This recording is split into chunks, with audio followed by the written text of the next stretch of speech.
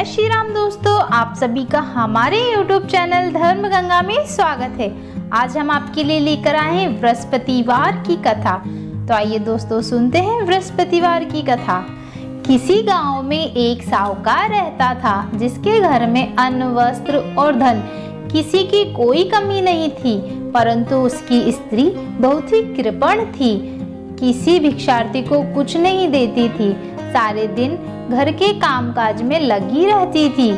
एक समय एक साधु महात्मा बृहस्पतिवार के दिन उसके घर पर आए और भिक्षा की याचना करने लगे। स्त्री उस समय घर का आंगन लीप रही थी, इस कारण साधु महाराज से कहने लगी कि हे महाराज, इस समय मैं घर लीप रही हूँ, आपको कुछ नहीं दे सकती, फिर किसी अवकाश के समय आना। साधु महात्मा खाली हाथ चले गए। कुछ दिन के पश्चात वही साधु आए, उसी तरह भिक्षा मांगी। साहूकारनी उस समय लड़के को खिला रही थी। कहने लगी, महाराज मैं क्या करूं, अवकाश नहीं है, इसलिए आपको भिक्षा नहीं दे सकती। तीसरी बार महात्मा आए तो उसने उन्हें उसी तरह से टालना चाहा, परंतु महात्मा जी कहने लगे कि यदि तुमको बिल्कुल ही अवकाश हो जाए तो मुझको भिक्षा दोगी। साहूकारनी कहने लगी कि हाँ महाराज, यदि ऐसा हो जाए तो आपकी बड़ी कृपा होगी। साधु महात्मा जी कहने लगे कि अच्छा, मैं एक उपाय बताता हूँ। तुम बृहस्पतिवार को दिन चढ़ने पर उठो और सारे घर में झाड़ू लगाकर कूड़ा एक कोने में जमा करके रख दो।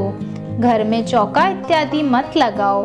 फिर स्नान आदि करके घर वालों से कह दो उस दिन सब हजामत अवश्य बनवाए। रसोई बनाकर चूल्हे के पीछे रख दो, सामने कभी ना रखो।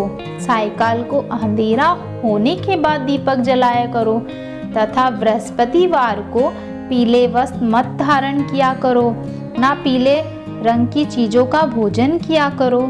यदि ऐसा करोगे तो तुमको घर का कोई काम नहीं करना पड़ेगा। साहूकारनी ने ऐसा ही किया। बृहस्पतिवार को दिन चढ़ने पर उठी, झाड़ू लगाकर कूड़े को घर में जमा कर दिया। पुरुषों ने हजामत बनवाई, भोजन बनाकर चूल्हे के पीछे रखा। वह सब बृहस्पतिवार को ऐसा ही करती रही। कुछ समय बाद उसके घर पर खाने को दाना न रहा। थोड़े दिनों में बृहस्पतिवार महात्मा जी फिर आए और भिक्षा मांगी, परंतु सेठानी ने कहा, महाराज मेरे घर में खाने को अन्न नहीं है, आपको क्या दे सकती हूँ।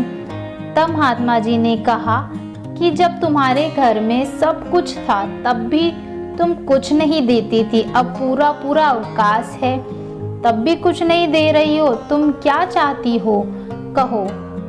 तब सेठानी ने हाथ जोड़कर प्रार्थना की, महाराज अब कोई ऐसा उपाय बताओ कि मेरे पहले जैसे धन धान्य हो जाए।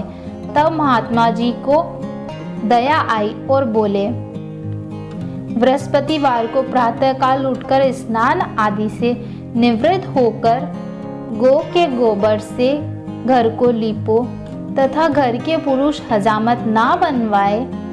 भूखे को अन्न जल आदि देते रहो। ठीक सायकाल दीपक जलाओ। यदि ऐसा करोगी तो तुम्हारी सब मनोकामनाएं भगवान बृहस्पति जी की कृपा से पूर्ण होगी। सेठानी ने ऐसा ही किया और उसके घर में धन धान्य वैभव वैसा ही हो गया जैसा कि पहले था। बोलो बृहस्पति भगवान की जय। कहानी कहने, कहानी सुनने व हुंकार भरने वाले सबकी मनोकामना पूर्ण करना।